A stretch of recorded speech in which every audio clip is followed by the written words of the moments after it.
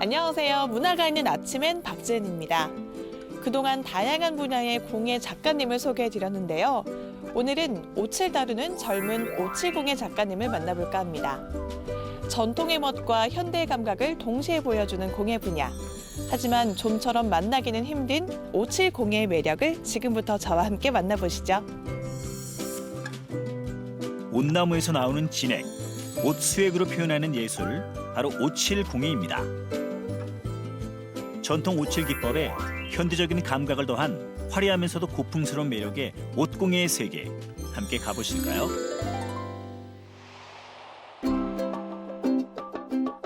오7공예를 만나러 간 곳은 청주시 주성동. 차를 달려 가다 보면 근사한 건물 한 채가 나타나는데요. 네, 안녕하세요. 안녕하세요. 네, 570에 하는 작가님을 만나러 왔는데 맞으시죠? 네, 맞습니다. 네. 저는 지금 세화칠을 하고 있는 권여진이라고 하고요. 여기 지금 세화룡 시민센터에 들어와서 입주한 지 이제 한 달 정도 되었어요. 지난해 11월 개관한 청주 새활용 시민센터. 자원 순환 종합 시설이자 전시 체험은 물론 작가의 공방도 마련돼 있는 복합 문화 공간인데요. 권여진 작가도 지난달부터 이곳에서 작업 활동을 시작했다고 합니다. 작가님, 저는 570에 하면 장롱 이런 게 떠올랐거든요. 그런데 장롱은 없네요. 네, 장롱은 없고 저는 이게 평면 무칠 위주로 하고 있고요. 보통 사람들이 무칠 하면은 자개 장롱이나 이런 걸 많이 생각을 하시는데 가구가 먼저 떠올라요. 네, 맞아요. 그러니까 우리나라 전통 공예는 되게 나전 공예로 되게 유명한데 이거는 이제 예전에도 있었지만 아무래도 자개 공예 때문에 좀 많이 발전하지 못한 채화칠이라는 작품들이거든요. 그러니까 꼭 가구나 나무에만 쓰이는 건 아니네요. 어떤 쪽으로 활용이 많이 될까요? 또 도자기도 있고요. 금속 쪽에도 하기도 하고 저는 이제 종이나 나무에 하는 무칠을 많이 하고 있어요. 그렇군요. 전 세계에서 옷을 다룰 수 있는 나라는 한국, 중국, 일본 세 나라뿐이라고 하죠. 전통 옷공예는 최근엔 화려한 색감으로 다양한 변화를 꾀하고 있는데요. 권여진 작가 역시 채화칠 기법을 활용해 작품 활동을 하고 있습니다. 그런데 그림을 보니까요, 묘한 느낌이 있어요. 뭔가 흘린 것 같기도 하고 흐릿한 것 같기도 하고 안에 색깔이 비쳐 보이기도 하고요. 일단은 오칠 색깔을 내려면 켜켜이 쌓아서 만들어야 되는 게 있어요. 그 다음에 이제 이거를 평면을 맞춰주기 위해서 사포로 갈아내는 작업이 있거든요. 네, 그래서 아마 그런 느낌이 더 날 수도 있을 거예요. 직접 보고 싶네요. 알쏭달쏭하네요. 네. 옷과 천연 안료를 배합한 다양한 색깔의 물감으로 나무나 금속, 종이의 문양을 그려넣는 채화칠 기법. 전통과 현대가 동시에 느껴지는 공예품들에서는 코팅을 한 듯 옷 특유의 매끄러움이 물씬 풍기는데요. 그럼 지금부터 권여진 작가의 채화칠 작업 자세히 살펴볼까요? 작가님! 네.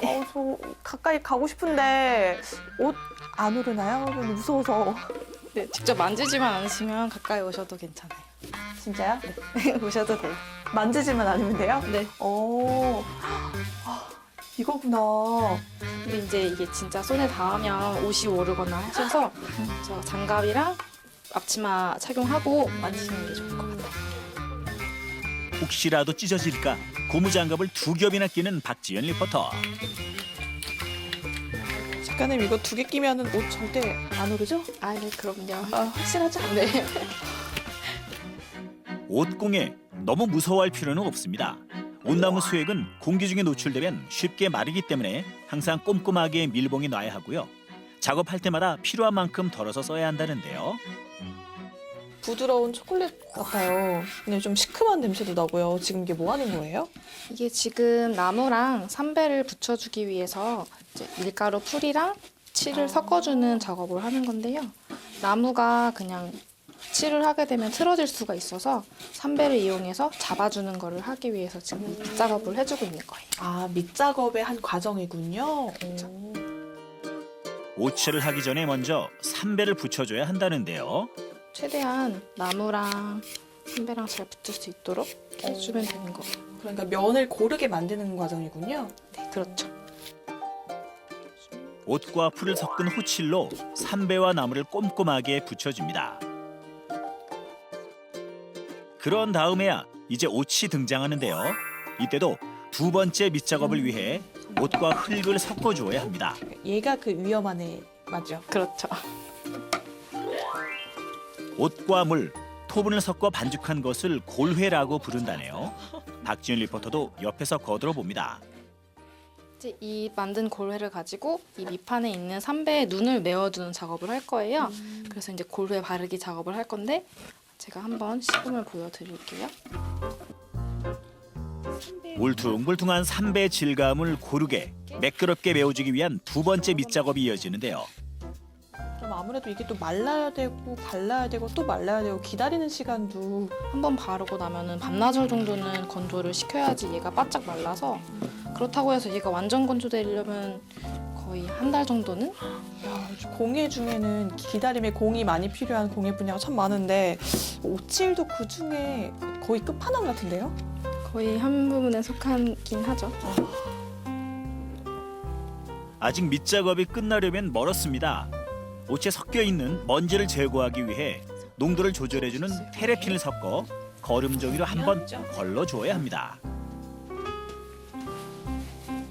굉장히 매끈해야 이제 아름답게 작품이 나오기 때문에 작은 먼지도 용납이 안 되는 거겠죠. 네, 그렇죠. 그래서 칠은 먼지와의 싸움이라고 생각하시면 쉬워요.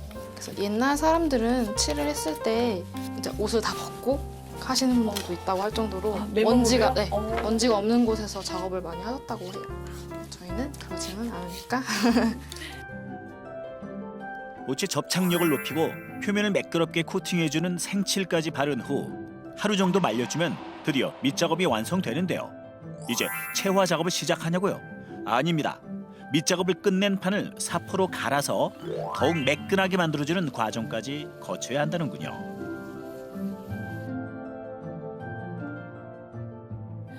근데 작가님 이렇게 맨손으로 하셔도 돼요?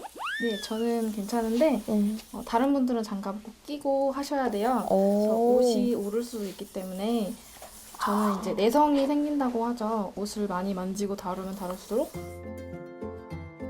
이렇게 수많은 준비가 필요한 작업이니 내성이 안 생길래야 안 생길 수가 없겠죠. 자, 드디어 화려한 색감의 옷 물감이 등장했습니다. 역시 테레핀을 섞어 농도를 조절해준 후 색을 칠해줘야 한다는데요. 색칠을 올려줄 때도 최대한 이 옷의 농도를 다 균일하게 발라줘야 돼서 뭉치면 안 되는 거죠. 뭉치면 안 돼.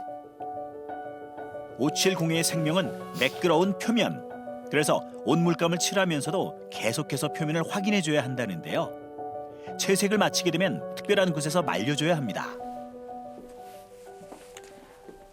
이곳에서 이제 건조를 하는 건가요? 네, 옷은 실온에서 잘 마르지 않아서 칠장 안에 넣고 말리는 작업이 필요한데요. 옷이 이제 습도랑 온도를 이용해서 건조가 되는 성질이 있어요. 그래서 이 칠장 안에 넣어서 이 방금 칠한 색칠을 말릴 거예요. 약 1시간 정도 칠장 안에서 건조를 거친 후 다음 작업으로 이어진다는데요. 이렇게 작품이 완성되기까지 말리고 건조하고 다시 칠하고 이런 걸 몇 번 정도 반복을 하세요? 최대 10번에서 15번 정도까지 하는데 그래서 옷칠을 완성하는 데 소요되는 시간이 기본 한 달에서 3개월 정도가 걸려요. 3개월이요? 이 작은 작품 하나에 3개월이나 걸리는 거예요? 네, 이제 이 작품은 작기 때문에 그렇게 오래 걸리지가 않지만 보통 더 큰 작품을 할 때는 3개월에서 더 최대는 1년까지도 걸리는 작품들이 있어요. 공이 정말 많이 드네요. 네, 그렇죠. 오랜 시간 기다림 속에 작가의 노력과 인내가 어우러져야 비로소 빛을 볼 수 있는 옷공예. 권여진 작가는 젊은 나이에도 다양한 활동으로 오칠공예의 매력을 알리고 있는데요. 오늘 작가님 작업을 보니까 오칠공예가 참 까다롭고 공이 많이 드는구나 느꼈어요. 그런데 어떻게 오칠공예를 시작하게 되신 거예요?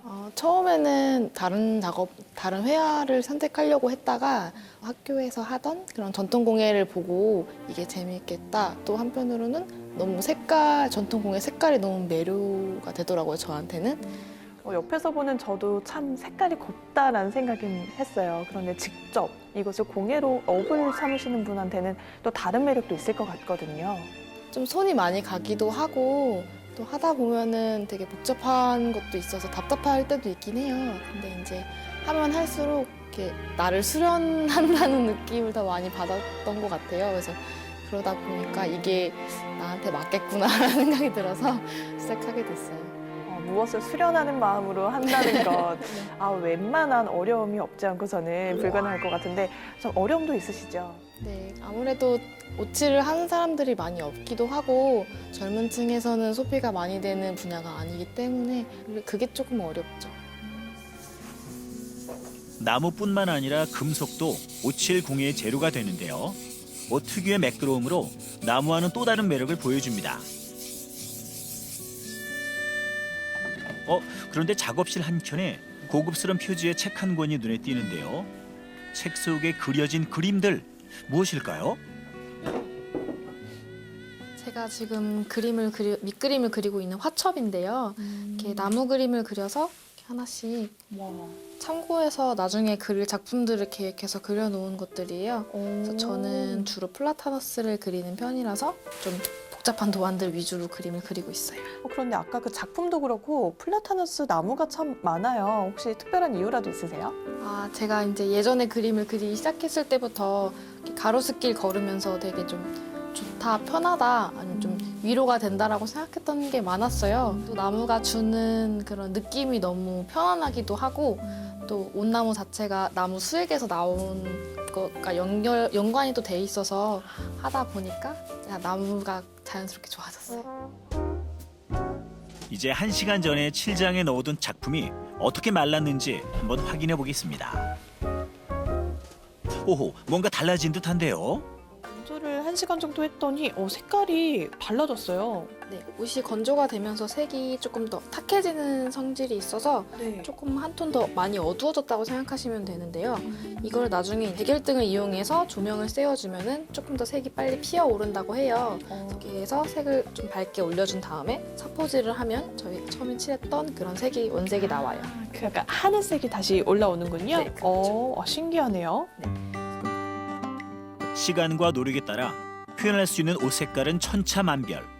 정확한 색감을 표현하기 위해 끊임없이 옷에 대해 공부하고 노력해야 하지만 권여진 작가는 이런 점이 바로 옷공예의 매력이라고 하는군요. 좀 현대적인 거랑 전통 오칠이랑 결합을 해서 더 많은 작품을 만드는 게 제 목표고요. 그다음에 이제 전통 공예를 조금 더 사람들한테 쉽게 다가갈 수 있도록 만드는 게 최종 목표인 것 같아요. 잊혀진 듯하지만 새로운 매력으로 전통의 맥을 이어가는 옷공예. 천년의 역사를 가진 동양의 신비 오칠 공예 속에 독특한 아름다움을 선보이는 청년 공예가 권여진 작가의 열정을 응원합니다.